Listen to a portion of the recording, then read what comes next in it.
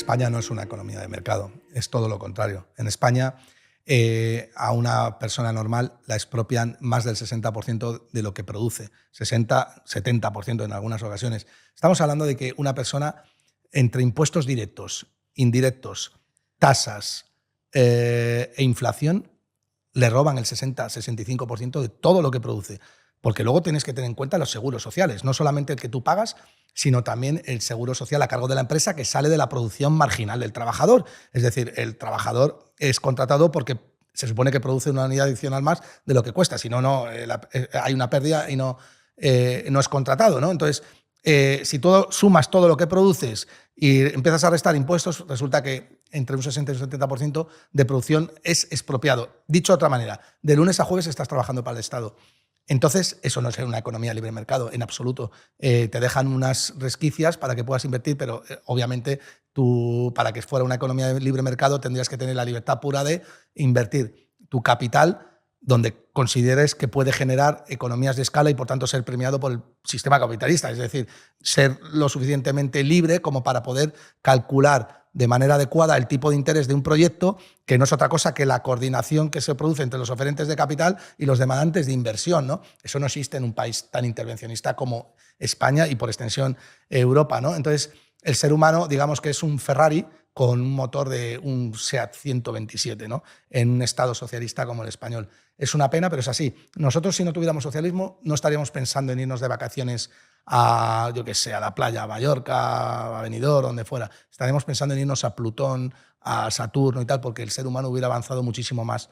Pero claro, para eso necesitas tener una asignación del capital eficiente y con pues estos estados lo estamos viendo, ¿no? Donde asignan políticos el capital, pues siguen con la falacia de la educación, de la sanidad. Vale, te lo compro. Venga, vamos a dejar la sanidad y la educación. Simplemente, aunque no esté de acuerdo, aunque piense que también tiene que ser privada por una cuestión de competencia y escala también. Pero venga, la dejamos. Es que eso es el 5 o el 10% del PIB, del gasto público, perdón. ¿Dónde va el resto? ¿Dónde va el resto? A las pensiones, el 40%, a tal, al Ministerio de Igualdad, a cosas que no valen para nada en muchas facetas.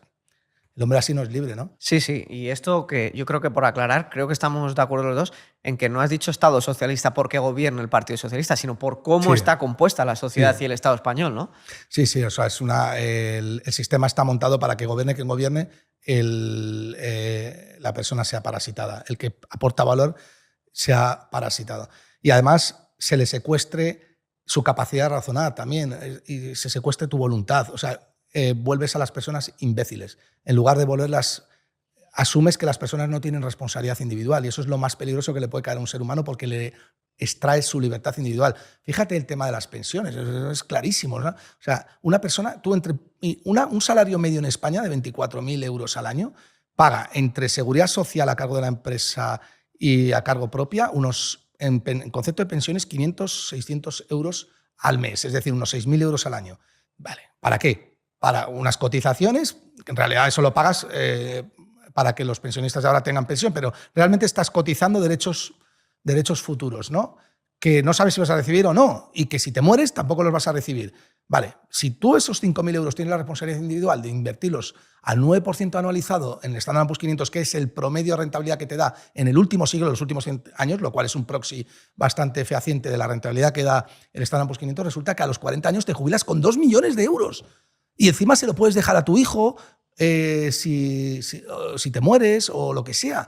Es que piensa eso. ¿Realmente necesitas un Estado para protegerte o para parasitarte?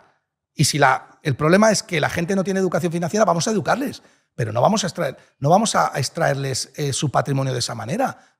Entonces es claramente una mafia, ¿no? En donde vivimos.